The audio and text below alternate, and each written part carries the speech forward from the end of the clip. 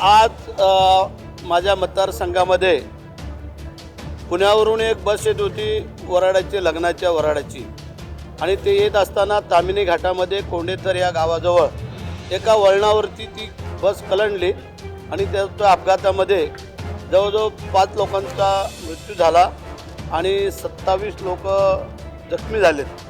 तर अशा स्थितीमध्ये गरीब कुटुंबातली लोक येत असताना मी आता निवेदन केलं आणि मुख्यमंत्र्यांनी त्याला मान्यता दिली की प्रत्येकाला 5 लाख रुपये मृतांच्या नातेवाईकांना घोषित करण्यात आलेले आहेत। तर गेल्या वेळेपासून आत्तापर्यंत आमचं हे सरकार की अशा गोरगरीब लोकांना की अशी अपघातामध्ये मदत करतं आहे।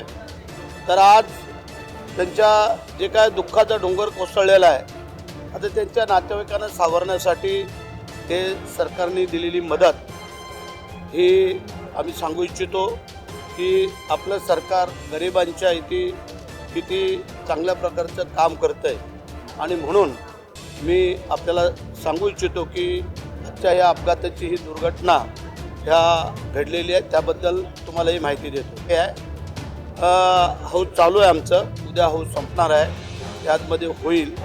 कारण सरकार चालवत असताना आम्हाला जे काय आता मंत्री केलेलं आहे, खाती पण देणार आहे, थोडी सबुरी का फल मिठा, एवढे दिवस थांबलो ना, त्यात काय एवढी अडचण आहे।